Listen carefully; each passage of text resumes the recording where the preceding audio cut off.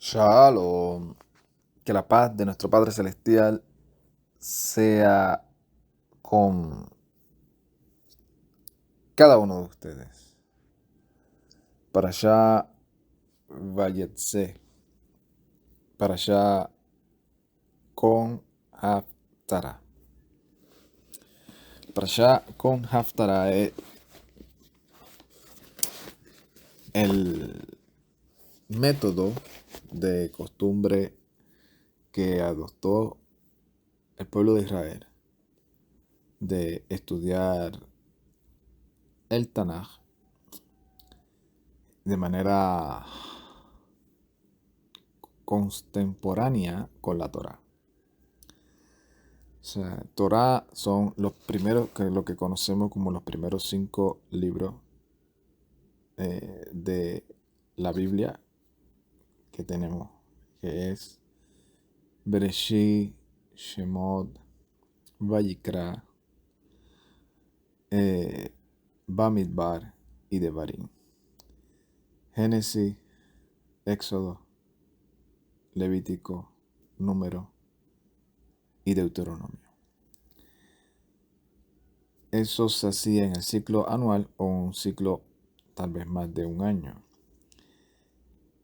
Y se hace de manera contemporánea, uniéndola con algunos capítulos de los profetas que estén relacionados con la porción de la escritura de la Torá que se esté leyendo en ese momento. Y tal vez alguno se pueda estar preguntando, pero es que algunos de estos escritos, cuando tú buscas la Haftara, aparece Primera de Reyes, no aparecen los profetas. Pues es que debido a la cultura occidental, se podría decir, de nosotros acá, pues se nos ha enseñado o hemos ya dado por default, como podría decir así, que los profetas comienzan allá en Isaías, Jeremías, pero conforme al contexto de los que tuvieron acceso a este libro primero que nosotros y que lo organizaron y que nosotros hemos hecho un copy-paste de cómo ellos lo organizaron, pues siempre para todos ellos los profetas comienzan en Samuel. Algunos creo que desde Josué. Entonces, no es nada raro ver una Haftara que esté en Primera o Segunda de Reyes, porque para ellos eso es parte de los profetas. Nosotros vamos a estudiar la porción Vayatse, que es y salió, que está desde el capítulo 28 de Bereshit, de Génesis, verso 10 a el capítulo 32, verso 3. Y salió. El contenido de esta parashá es la salida de Jacob debido al consejo de su madre, a la aprobación de su padre, por la actitud que tuvo esa por haber Jacob adelantarse a él y coger la braja, la bendición. Y Edom, esa ya estaba en su corazón planificando y parece murmurando, se lo dijo a otras personas lo que tenía planificado en hacerle a Jacob una vez Isaac muriera. Y debido a esto se le da el consejo a Jacob. Y se le dice a Jacob, vete allá a la tierra de nuestros familiares, allá en Harán. Y cuando se le quite el enojo a tu hermano, yo te mando a buscar. Debido a esto, pues Jacob salió. Ese ratito o ese poquito enojo que aparentemente no se sabía cuánto iba a durar, vemos que duró 20 años aproximadamente. Y ese es el contenido de esta parasha. El contenido de 20 años en la vida de Jacob. ¿Cómo fueron esos 20 años? Salió sin nada y regresó con las manos llenas. Comencé esta parasha diciendo, Vayetze Jacob mi Be'er Sheva, Vayelech Haran. Y salió Jacob de Beersheba y fue hacia Harán.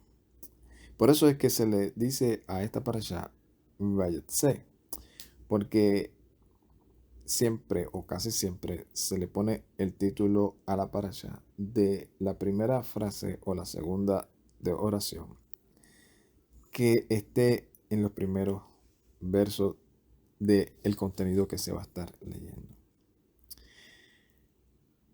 Sabemos que lo que sucedió en Jacob fue algo impresionante, un proceso único que detalla o relata todos los ámbitos que pueda pasar en la vida de un ser humano. Como uno sale, de momento llega a un lugar, piensa que va a estar temporadamente y termina uno en ese lugar casándose con una persona que nunca había visto y que la vio y de momento hubo un clip, se enamoró, se casó. Como en menos de 20 años llega la persona a no tener nada, ahora a tener un estatus económico diferente, una familia, unas responsabilidades, una madurez y a cargo de un numeroso grupo de personas de los cuales están a su servicio. Ese es, en resumen, el contenido de esta parasha. Pero vamos a hablar de algunos detalles que resaltan o que quiero resaltar en esta parasha para darle forma o cuerpo, como dicen, a el mensaje que me gustaría transmitir. En esta parasha, Jacob sale, llega hacia un lugar y dice que como se había puesto el sol, él decidió pasar la noche ahí. Cuando pasa la noche, tiene un sueño. En ese sueño se le revela el Todopoderoso. Y se le revela como el Elohim de Abraham, su padre, y el Elohim de Isaac. Y le dice, a ti y a tu descendencia yo le daré esta tierra en donde tú estás acostado. A ti y a tu descendencia yo daré esta tierra en donde tú estás acostado. Y será tu descendencia como el polvo de la tierra, y se extenderá hacia el occidente y hacia el oriente, y hacia el norte y hacia el sur.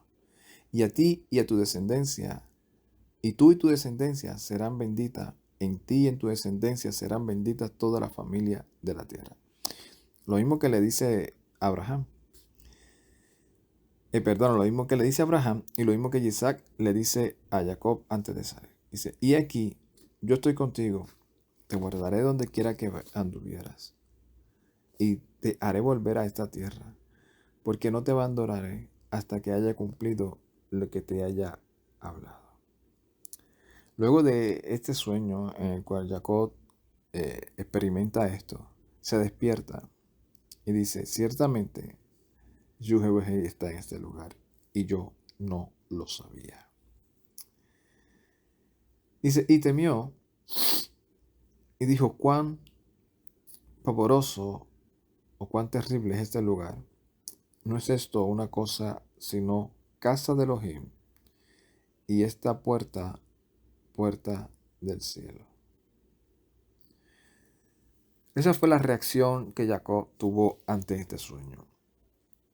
Luego Jacob comienza a hacer un voto. Y el voto que hace es el siguiente.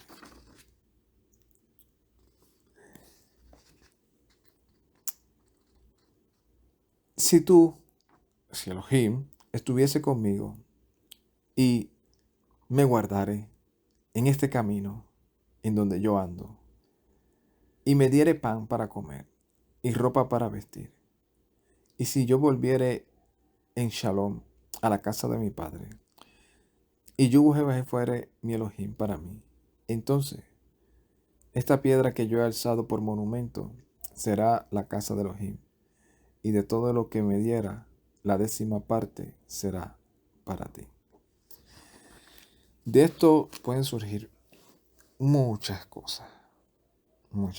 Primeramente, nos preguntamos, si Isaac y Ribca enviaron a Jacob para que se fuera a casa de su padre, a casa del hermano de Ribca, si la intención fue que se fuera por un tiempo, como quiera, le deberían de haber provisto para el viaje.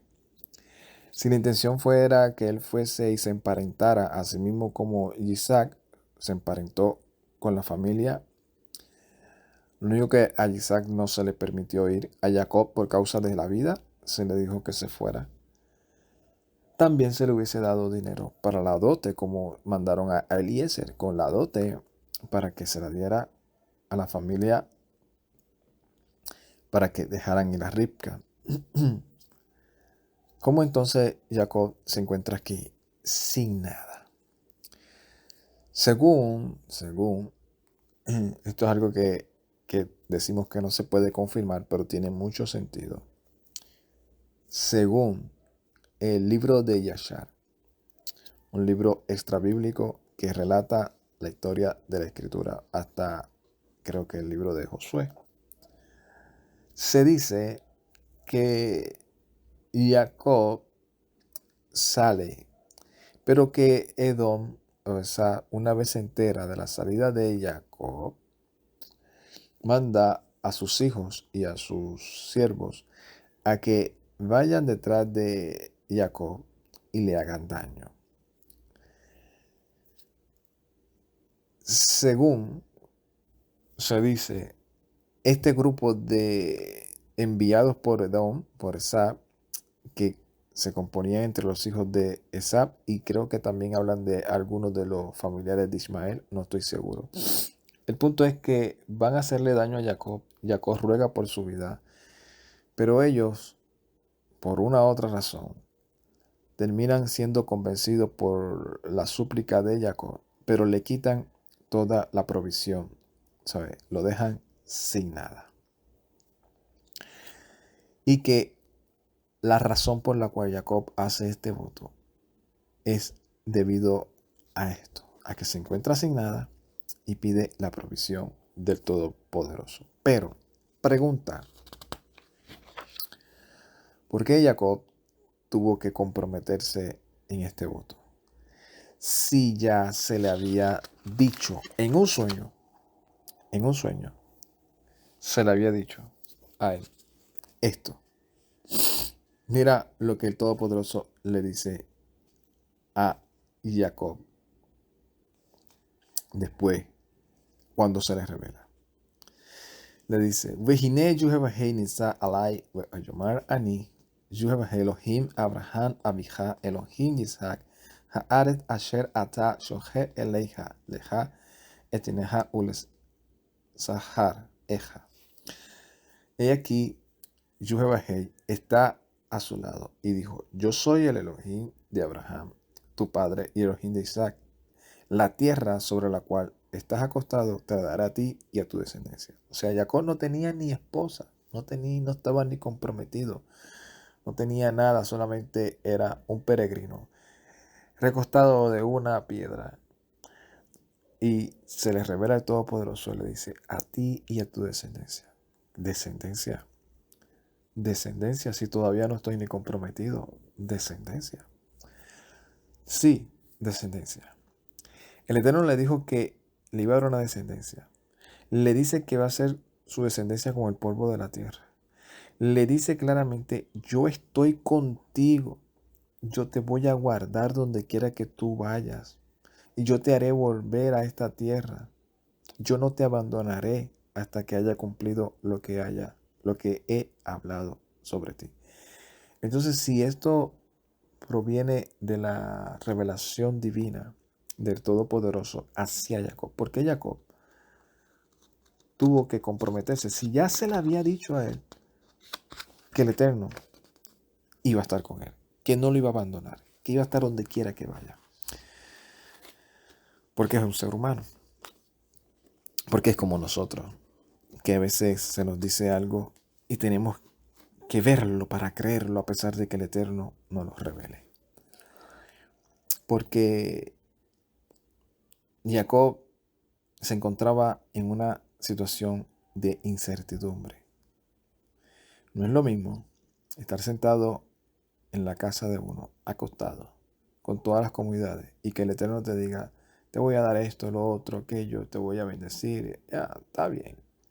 A que tú estés en una situación en el desierto, en donde te puedes ser picado por serpiente, te pueden picar los mosquitos, puede venir una tormenta de tierra, te pueden asaltar, te pueden matar un animal salvaje.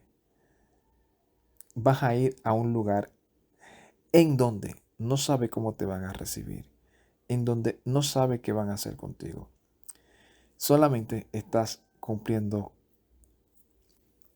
la misión que tu mamá te dijo. Pero vamos a seguir más adelante.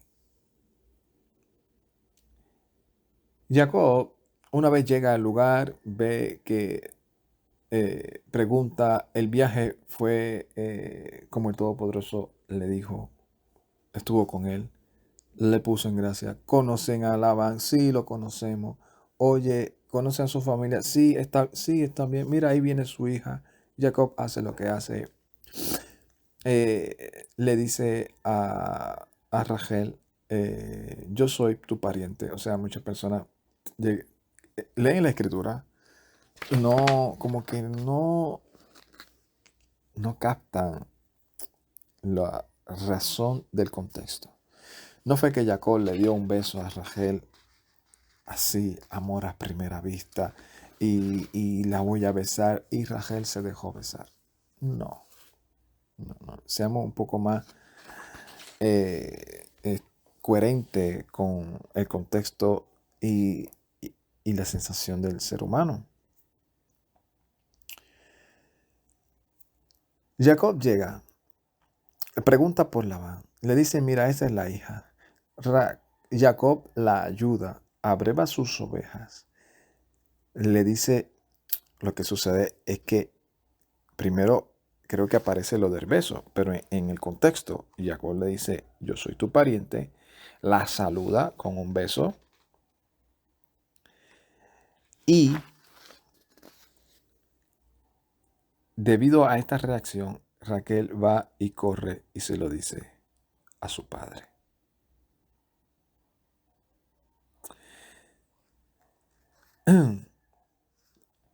Vamos a leer lo que dice claramente. Dice, y como viese que vio como viese Jacob a Rachel, hija de Labán, el hermano de su madre, y las ovejas de Labán, hermano de su madre, se aproximó Jacob e hizo rodar la piedra sobre la boca del pozo, y abrevó las ovejas de Labán, hermano de su madre. Y besó Jacob a Rachel y alzó su voz y lloró. O sea, la saludó y le dice Jacob a Rachel, yo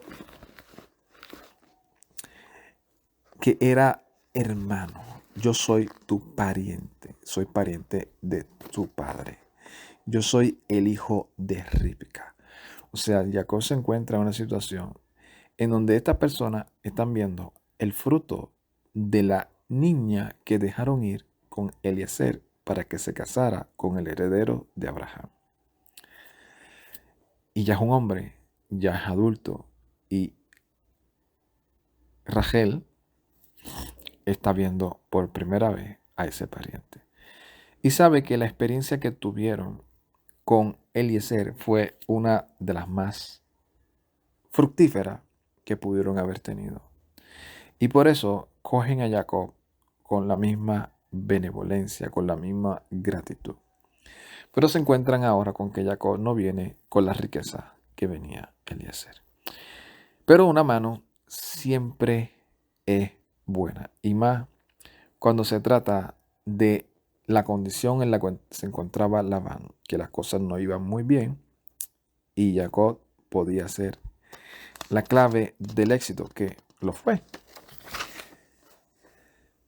Este hombre engaña a Jacob, le da la hija mayor, entra en ese conflicto en el cual Jacob ahora se encuentra en un conflicto en donde las hermanas están luchando por ver realmente quién va a ser esa fruto en la cual Jacob va a traer la simiente. Comienzan la lucha por el cariño y el amor de Jacob.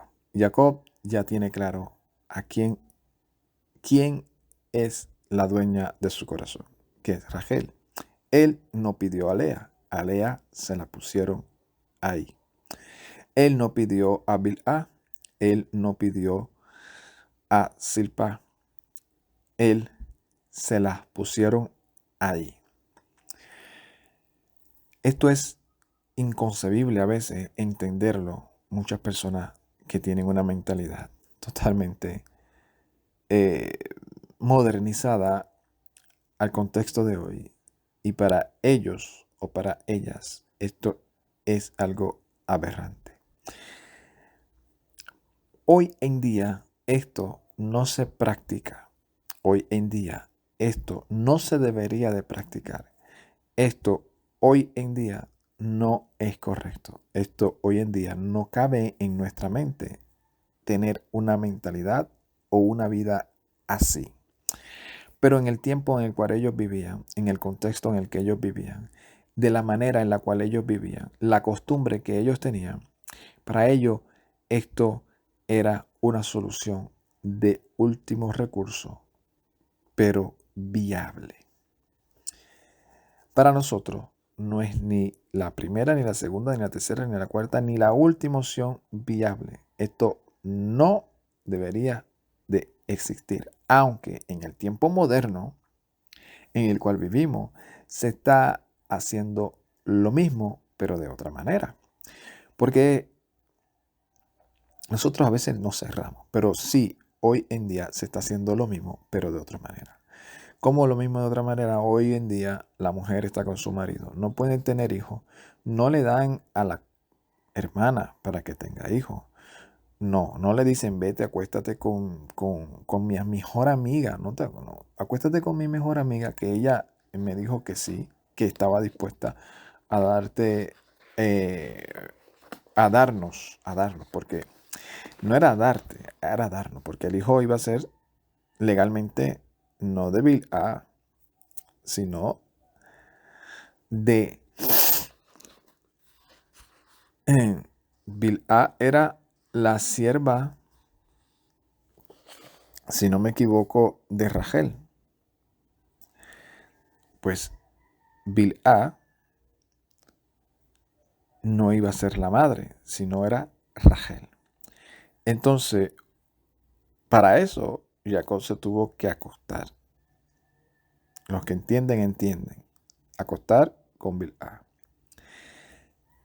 Y también acostarse con Silpá. Pero hoy en día no es, vente y acuéstate con mi mejor amiga. Porque hoy en día eso es inconcebible para la mentalidad, y mucho menos en los creyentes. Pero sí se está adoptando algo similar. ¿Qué se está haciendo? Mira, vamos a ir al médico y tú vas a poner la inseminación en un vientre alquilado. No es que te vas a acostar con ella, no van a haber besos, no va a haber esa excitación que hay dentro del acto, no va a haber ese contacto físico, pero sí va a haber un vientre alquilado. Y ese vientre alquilado, ya que el vientre de esa persona mujer no es fértil debido a por las razones habida y por haber, ¿verdad? Que solamente el Todopoderoso sabe, pues este vientre va a ser alquilado. Y de esa manera se está practicando algo similar. Lo único que eso, para el tiempo moderno, no se ve algo anormal. Esto sí se ve anormal y esto no se debería de hacer. Y muchas personas o algunas personas piensan que el uno entender que este contexto para ellos eso era normal, piensan que uno está a favor de esta práctica. En ningún momento somos de los que secundamos lo que dijo el Mesías. Varón y hombre los creó al principio.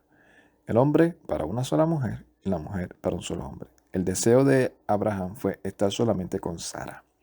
El deseo de Isaac era estar solamente con Ribca. El deseo de Jacob era estar solamente con Raquel.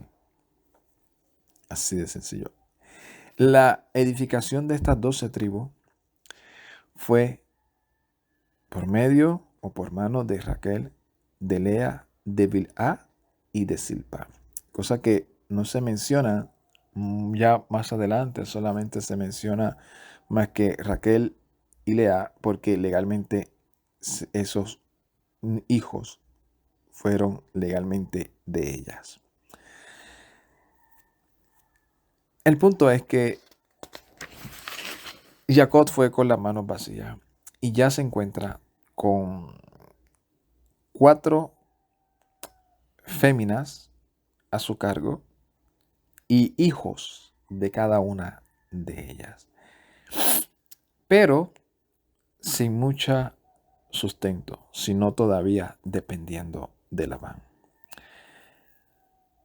En el proceso, ruega, el Todopoderoso le da un sueño, como después se lo cuenta a Raquel y a Lea,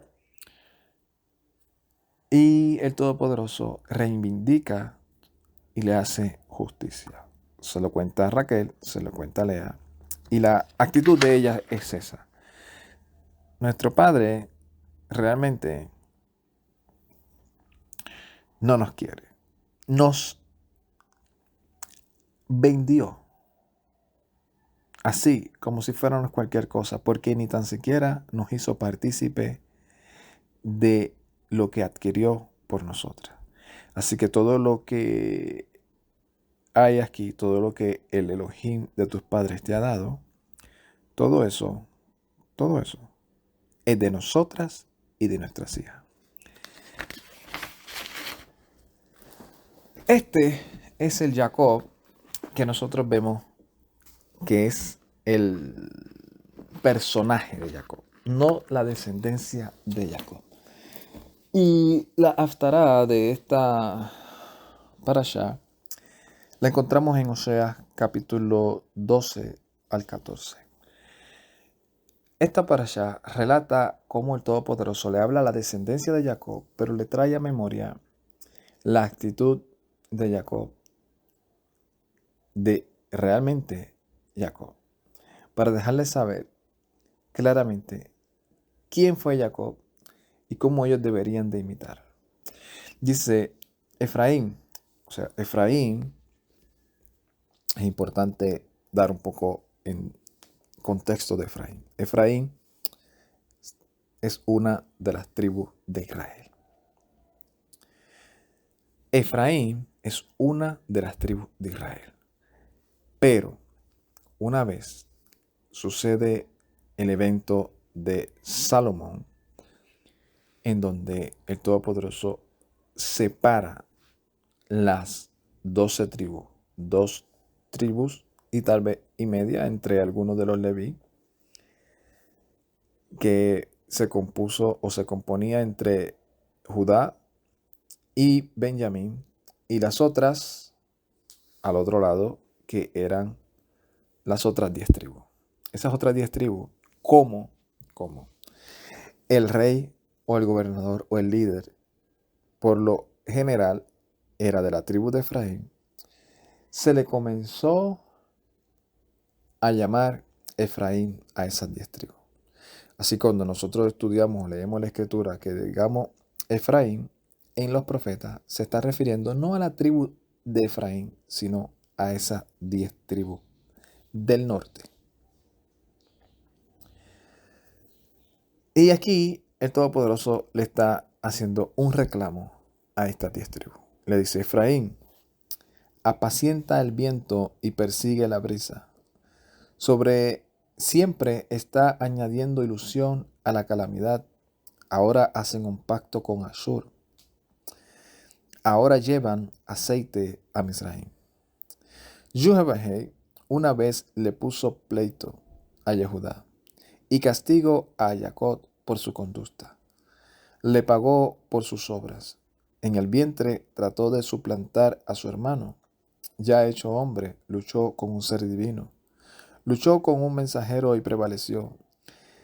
Él tuvo que llorar e implorarle en Betel. Se encontraría con él. En Betel, Jacob se encontraría con él para comulgar allí con él. Sin embargo, Yuhebahei, el Elohim de los ejércitos, debe ser invocado como Yuhebahei. Debe regresar a tu Elohim. Practica el bien y la justicia y confía constantemente en tu Elohim. Como comerciante que usa balanzas falsas, le encanta abarcar mucho.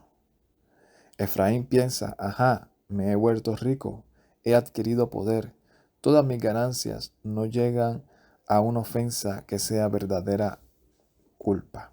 Esta es la actitud que el Todopoderoso está ilustrando en Jacob. Las 10 tribus que se le conocían como Efraín, como José o como Jacob. O Israel, las 10 tribus de Israel. Las otras tribus se le empezó a hablar como las otras tribus del sur, como Judá, como las tribus de Yahudá, porque cuyo líder siempre o en su mayoría fue de la tribu de Judá. Y aquí le está hablando a estas 10 tribus, diciéndole: ustedes se creen que el andar falsamente, el estar viviendo de la manera que están viviendo, haciendo pacto con otros dioses, haciendo pacto con otras naciones, eso ustedes piensan que no está subiendo delante de mí. Y piensan que eso no es una culpa como para que yo los castigue. Entonces sigue diciendo: yo Yuhebahei, he sido tu Elohim desde la tierra de Misraim. Te dejaré habitar en tus carpas otra vez, como en los días de antaño, cuando yo hablaba a los profetas, porque concedí muchas visiones y hablé parábolas mediante los profetas. En cuanto a Gilgal, no vale nada. Sin ningún propósito he estado sacrificando bueyes en Gilgal. Los altares de estos son además como montones de piedras en un campo arado. Luego Jacob tuvo que huir a la tierra de Aram. Allí Israel sirvió por una esposa. Por una esposa tuvo que cuidar ovejas. Hablando, trayéndole el pecado a esta tribu y hablando de cómo fue el comportamiento o la vida de su padre, de su fundador, Jacob. Dice, pero cuando Jehová sacó a Israel de Misraim, fue mediante un profeta. Mediante un profeta fueron guardados. ¿Cómo fue que el Todopoderoso sacó a Israel de Misraim? Por medio de Moshe, de un profeta. Y lo guardó y lo sacó. O sea, diciéndole, mira, tú eras uno, y no tenías nada. Tuviste hasta que servir con tu propio esfuerzo para que te dieran una esposa. Y ahora tú me estás hablando de que eres grande, de que eres rico, de que de que tu culpa yo no la tengo que considerar. Dice, Efraín cometió una amarga ofensa y su amo le echó sus crímenes encima y le pidió cuentas por su burla. Cuando Efraín habló piadosamente, fue exaltado en Israel, pero incurrió en culpa mediante Baal y así murió. Y ahora siguen pecando. Se han hecho con su destreza imágenes fundidas de su plata ídolos, simple obra de artesano. Sin embargo, por esto señalan hombres para sacrificar, son prestos a besar becerros. Es importante esto que estamos leyendo para entender el contexto de lo que vamos a estar explicando cuando toquemos el tema del Brit Hadashah. Con seguridad serán como nubes matutinas, como rocío que se va bien temprano, como la paja que la tempestad arrebata de la era y como humo de una chimenea. Solo yo, Jehová, he sido tu Elohim. Desde la tierra de Misraim, tú nunca has conocido a otro Elohim fuera de mí. Nunca has tenido un ayudador aparte de mí. Yo te busqué en el desierto, en una tierra sedienta. Cuando pastaban, se saciaban. Cuando se saciaban, se volvían arrogantes y así me olvidaban. Y esto es algo que el Todopoderoso le presentaba al pueblo de Israel en varias ocasiones cuando veía la arrogancia y la reverdía del pueblo. Y era que le traía a la memoria su principio, el fundador, y le traía a la memoria cómo, en qué condición él se les reveló a ellos en Misraim, cómo ellos se encontraban, a dónde los llevó, cómo fue y en qué lugar los posicionó, para que ahora ellos le paguen como le están pagando, haciéndose rebelde otra vez y buscando refugio en otros Elohim, que ninguno de ellos, si se podría decir que existían, se apiadó de ellos para sacarlo de la tierra de servidumbre, como sí lo hizo el Todopoderoso. Y esto también sucede en nuestras vidas. Llega el momento en el cual la vida del creyente es bien parecida a la vida de Israel. Estamos en agonía, estamos en servidumbre, comenzamos a clamar, a gemir dentro de nosotros, a aborrecer aún el estilo de vida que tenemos por las razones que sabemos que nos están llevando al fracaso. El Todopoderoso le place llamarnos, restaurarnos, sacarnos de Misraim, nos saca, cantamos, alabamos, pasamos ese Jordán o ese mar de los juncos, cantamos la alabanza de liberación, comenzamos a ver la provisión del Eterno en medio de nuestro desierto, pero una vez pasamos ese proceso y comenzamos a engordar, comenzamos a pasar, a superar la depresión, a superar la enfermedad, a superar los problemas, a salir del hoyo, comenzamos a volvernos arrogantes. Ya no tenemos la misma devoción, ya no tenemos el mismo compromiso. Ya como que tenemos al Eterno como un amuleto ahí de que ya sé qué tengo que hacer si en algún momento me va mal. Pero no hay esa formación de he sido llamado, he sido sacado de las tinieblas a la luz admirable para anunciar las virtudes de aquel que nos llamó. Esa vocación se nos olvida. Entonces, el Eterno les reclamaba a esto y le decía, ustedes se volvían arrogantes cuando realmente yo los había ayudado. Y sigue diciendo, así que he venido a ser como un león para ellos, como un leopardo al acecho en el camino, como una osa a la que le han robado los cachorros, los ataco y como una osa que le han robado los cachorros, los ataco y desgarro la envoltura de sus corazones. Los devoraré allí como un león, las bestias del campo los despedazarán. Estás deshecho, Israel, no tienes ayuda fuera de mí. ¿Dónde está ahora tu rey? Que te salve.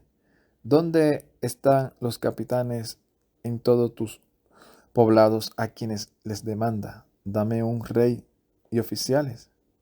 Yo te doy reyes en mi ira y los quito en mi cólera. Y esto es algo que también sucede en el proceso de nosotros, de la vida del creyente. Nosotros a veces abandonamos la fuente de vida por cisternas rotas. Y en el proceso, el Todopoderoso a veces permite que nosotros busquemos todas las opciones humanas, habidas y por haber, para que nos demos cuenta que ninguna de ellas es. Que ninguna de ellas es. Que nosotros somos parte y propiedad de Él y solamente en Él debemos de confiar, porque Él es nuestra ayuda. Lo demás es puro cuento.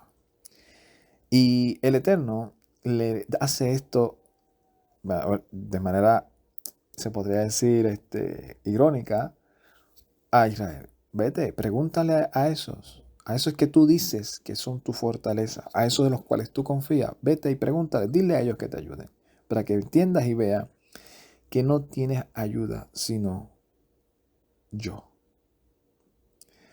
Y por eso le sigue diciendo, la culpa de Efraín está amontonada, su pecado está almacenado, dolores de parto le vienen, y el bebé no es sabio, porque este no es tiempo de sobrevivir en el banquillo de parto de los bebés.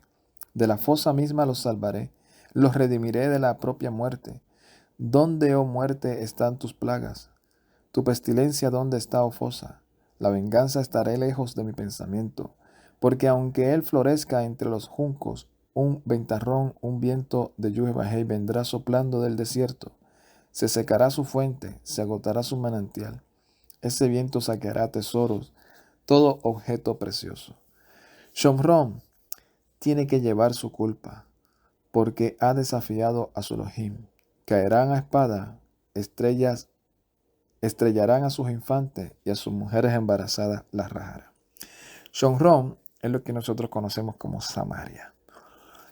Ese lugar en donde uno de los reyes de Israel estableció su sede y se le comenzó a llamar la capital de Israel. Así como Jerusalén era la capital de Judá, Shomrón, Samaria, era el lugar en donde estaba el lugar de sacrificio del altar, el que ellos habían inventado, habían creado. Obviamente sabemos que esa estructura se la dejó formada este hombre llamado Jeroboam.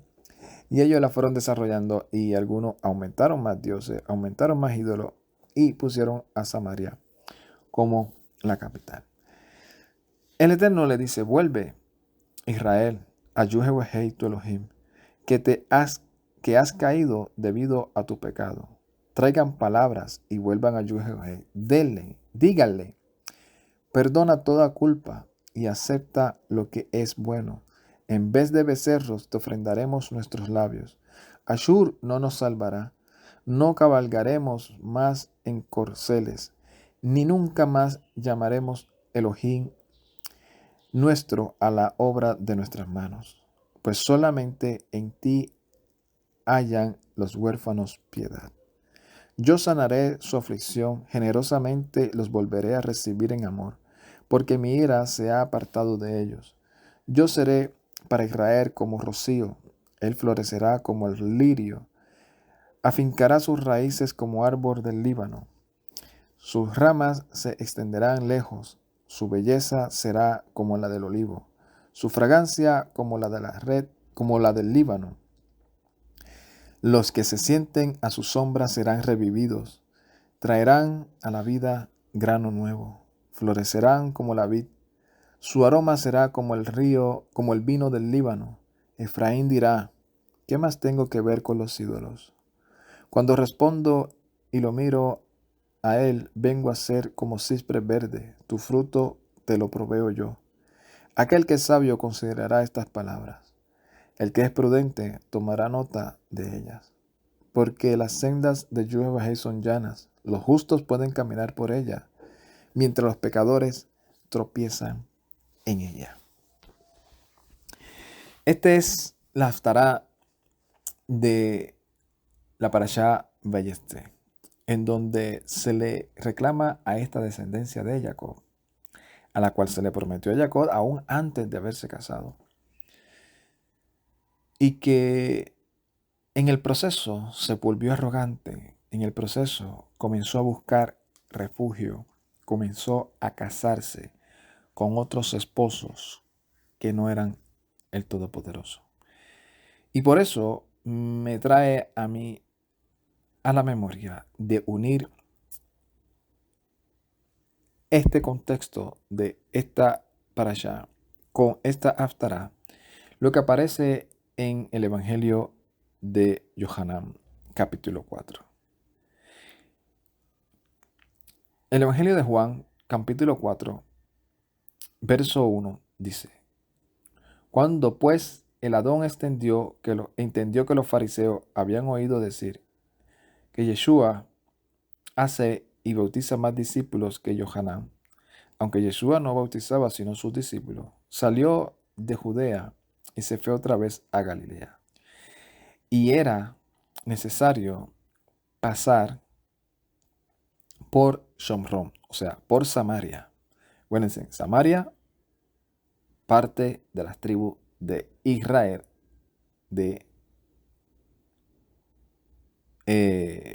las tribus de Israel, y no solamente de las tribus de Israel, porque podríamos decir, sí, pero de las tribus de Israel eran 10. Esto tal vez podía ser de Rubén o de Neftalí, no. Si nosotros leemos lo que dice el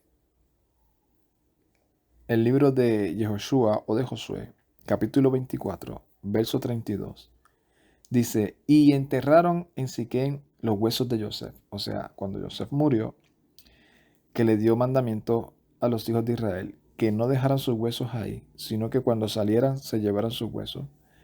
Dice que habían traído de Misraim en la parte del campo de Jacob, que Jacob compró de los hijos de Hamor, padre de Siquén, por 100 piezas de dinero, y fue posesión de los hijos de Joseph. O sea, de los hijos de Joseph, que eran Efraín y Manashe. Entonces, esta parte de Shomron, de Samaria, que se componía de un grupo de personas en el tiempo de Yeshua, que los israelitas lo veían como mestizo, que se habían mezclado con otras naciones, entre otras cosas, eran también israelitas. Pero, como ya estaba ese conflicto de que nosotros somos Judá y ustedes son Samaria, ustedes son de los que se mezclaron y no son linaje puro. O sea, nosotros somos de Judea, somos judíos, y ustedes son de Samaria, son samaritanos. Aunque los dos eran hijos de Jacob. Y sigue diciendo, vino pues a una ciudad de Shomron, llamada Sicar, junto a la heredad que Jacob le dio a su hijo Yosef. Ve lo mismo que dice el libro de Josué, capítulo 24, verso 32. La heredad que Jacob le dio a José. Entonces ya estamos viendo en el contexto que en donde estaba este pozo, que era en la heredad que pertenecía a los hijos de Jacob. Parte que le perteneció a Efraín y a la media tribu de Manasés, porque la otra media tribu sabemos que se fue y se estacionó, se habitó en ese otro lado del río Jordán. Y sigue diciendo, y estaba allí el pozo de Jacob. Entonces Yeshua, cansado del camino, se sentó allí junto al pozo, y era como la hora sexta. Vino una mujer de Shomron, de Samaria, a sacar agua, y Yeshua le dijo, dame de beber. Pues sus discípulos habían ido a la ciudad a comprar de comer. La mujer samaritana le dijo, ¿cómo tú, siendo judío, me pides a mí de beber, que soy mujer samaritana? Porque los judíos y samaritanos no se trataban entre sí. O sea, llegó el punto en donde no se podían ver. No es que no se podían ver, sino que no se trataban. No había amistad, no había esa confraternidad de hermanos, sino que eh, unos se creían mejor que otros, porque unos decían, no, es aquí en donde tenemos que orar. Aquí fue lo que nos dio Jacob. Y el otro dice, sí, pero aquí también nos lo dio Jacob, y aquí fue donde se le reveló a David, o sea, de la tribu de Judá, en donde había que orar y honrar al Todopoderoso. Y no, es aquí donde se nos dio y se lo dio a José. O sea, uno yéndose por el camino y el fundamento y argumento de Jeroboam, y el otro por el fundamento de David. ¿Cuál de los dos tenía la razón? Aquí vemos que Yeshua lo aclara. Dice, Yeshua respondió y le dijo, si conocieras el don de Elohim, o sea, si conocieras la revelación del Todopoderoso, y quién es el que te dice, dame de beber, tú le pedirías y él te daría agua viva. La mujer le dijo a Adón, no tienes con qué sacarla, y el pozo es hondo. ¿De dónde pues tienes agua viva? ¿Acaso eres tú mayor que nuestro padre Jacob, que nos dio este pozo del cual bebieron él y sus hijos y sus ganados? Respondió Yeshua y le dijo, cualquiera que bebiere de esta agua volverá a tener sed. Mas el que bebiere del agua que yo le daré, no tendrá sed jamás, sino que el agua que yo le daré será una fuente de agua que salte para vida eterna. Yeshua se coge su tiempo para explicarle a esta mujer. Obviamente le está hablando en un lenguaje totalmente espiritual. Y escoge a esta mujer para expresar toda esta revelación con el propósito de dar a entender y de hacer una enseñanza aún a sus discípulos y aún a nosotros hoy en día.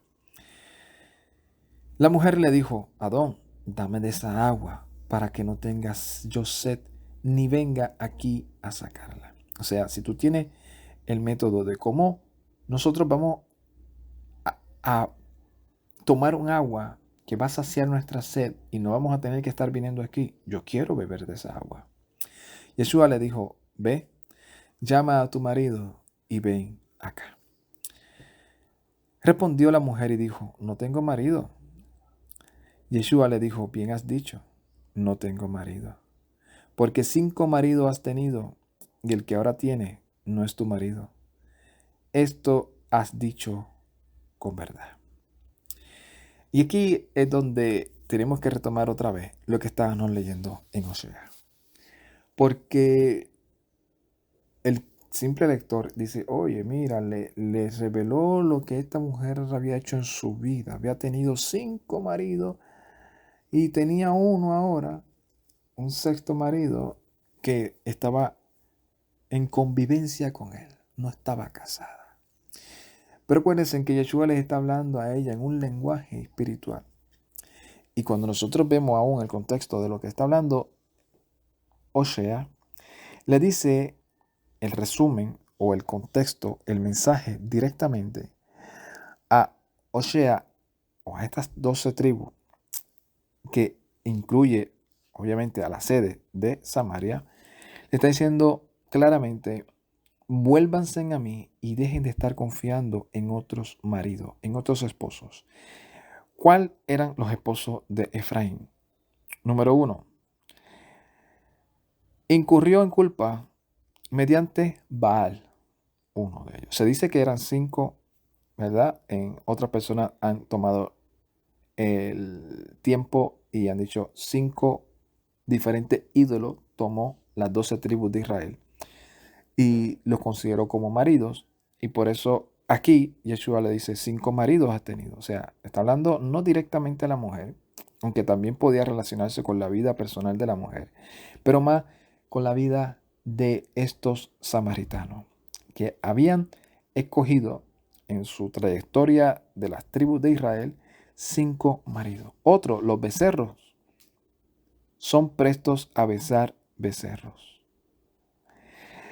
Ídolos como Quemos, entre otros. Ellos hacían imágenes de su plata, ídolos, simple obra de artesanos.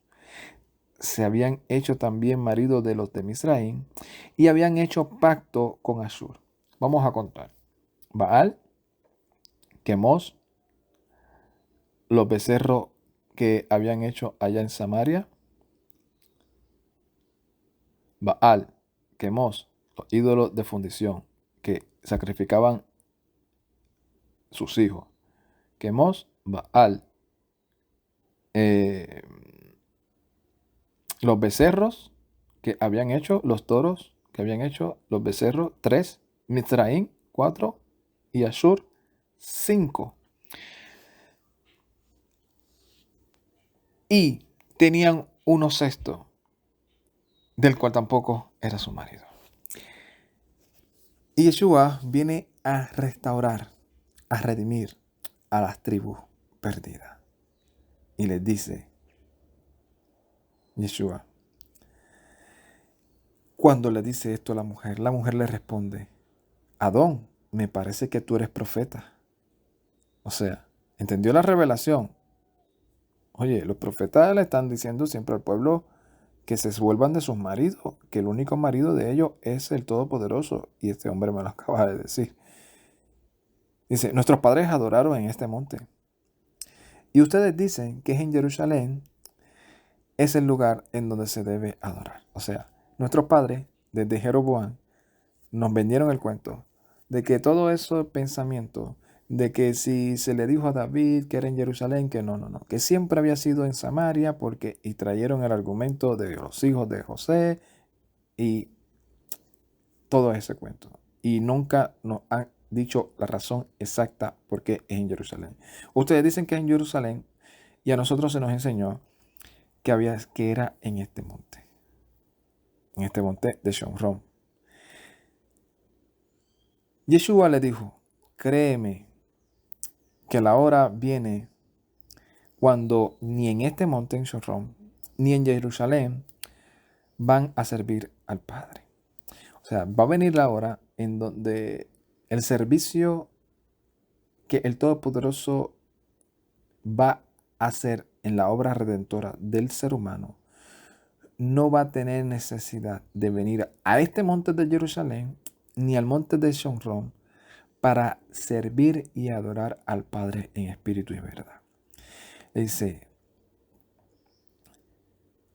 ustedes adoran o sirven lo que no saben. O sea, todo lo que están enseñado es por desconocimiento. Nosotros sí, o sea, nosotros los de Judá, sí adoramos lo que sabemos. Porque la salvación viene del judío, viene de Judá. O sea, la salvación viene de Judá. Pero ahora la hora viene y la hora es cuando los verdaderos adoradores, no importa si son de Judá o son de Samaria, adorarán al Padre en espíritu y en verdad. Porque también el Padre tales adoradores busca que le adoren. Elohim es espíritu, y los que le adoran en espíritu y en verdad es necesario que le adoren, que le sirvan. Le dijo a la mujer: sé que ha de venir el Mesías. Cuando Él venga, nos declarará todas las cosas. Yeshua le dijo: yo soy el que habla contigo. Entonces sus discípulos vinieron y se maravillaron de que hablaba con una mujer. Sin embargo, ninguno dijo: ¿qué preguntas? ¿Qué hablas con ella? Entonces la mujer dejó su cántaro y fue a la ciudad y dijo a los hombres: venid, ven a un hombre que me ha dicho todo en cuanto he hecho. ¿No será este el Mesías? Entonces salieron de la ciudad y vinieron a él. Entre tanto los discípulos le rogaban diciendo: Rabí, come. Él les dijo: yo tengo una comida que comer que ustedes no saben. Entonces los discípulos decían unos a otros: ¿le habrá traído a alguien de comer? Yeshua le dijo: mi comida es que hagan la voluntad del que me envió y que se acabe su obra. ¿No decís ustedes: aún faltan 4 meses para que llegue la siega? He aquí les digo: alcen sus ojos y miren los campos, ya están blancos para la siega. El que siega recibe salario y recoge su fruto para vida eterna, para que el que siembra goce juntamente con el que siega. Porque en esto es verdadero el dicho: uno es el que siembra, otro es el que siega. Yo he venido a cegar lo que ustedes no labraron. Otros labraron y ustedes han entrado en sus labores. Y muchos de los samaritanos de aquella ciudad creyeron en él por la palabra de la mujer, que daba testimonio diciendo: me dijo todo lo que he hecho. Entonces los samaritanos vinieron a él y le rogaron que se quedase con ellos. Y se quedó allí 2 días, y creyeron mucho más por la palabra de él. Y decían a la mujer: ya no creemos solamente por tu dicho, porque nosotros mismos hemos oído y sabemos verdaderamente que este es el Salvador del mundo, el Mesías. Yeshua le dice a sus discípulos: mira, la siega está lista, los campos están blancos. Se dice que esto que lo dijo porque venían los samaritanos hacia el Mesías, y por lo regular los samaritanos en esa época en su mayoría vestían de blanco. Yeshua tratando de decirle a los discípulos: ellos son parte del pueblo, y si ellos quieren creer en la verdad, no se les puede impedir. Porque para eso vino el Hijo del Hombre, para rescatar lo que se había perdido. Y así como estas tribus de Israel, así como estas tribus de Efraín, que nos hemos casado con cuanta, nosotros que tal vez no somos de ninguna de esas tribus, pero también estábamos perdidos, nos hemos casado con cuantos esposos hay, que si con la denominación, que si con el concilio, que si con las costumbres de nuestro pueblo, que si con la crianza que nos dio nuestros padres, que si con la patria en la que vivimos, que si con la moda actual. Yeshua nos dice claramente: ¿cuántos maridos has tenido y ninguno de ellos son tu marido? Así que vuélvete a mí y yo te daré agua de vida, de la cual no volverás a tener sed. No seguirás buscando identidad en donde no la hay. Tu identidad está en mí. Y ese es el problema de muchas de las generaciones en las cuales nosotros hemos vivido y hemos experimentado. Generación que va y generación que viene. Y todas tratando de ser aceptados. Y por ser aceptados se meten y se buscan una identidad cualquiera. El punto es creerse ellos que están haciendo algo positivo y algo productivo. Y terminan siempre buscando más y más y más y más y nunca se sacian. Jacob entendió esto y dijo: esto es casa de Elohim y puerta del cielo. Si este Elohim me ayuda, me guarda, me protege y me trae de vuelta, Él será mi Elohim y de todo lo que me dé, yo le daré el décimo. ¿Estamos nosotros dispuestos a entender que el Todopoderoso nos ha escogido y que no nos dejará hasta que cumpla el propósito que ha determinado con nosotros? Que solamente Él es nuestro Elohim y que fuera de Él no hay nada. Shalom, Ubrajá, Lecolán, paz y bendiciones a todos. Ay, tate.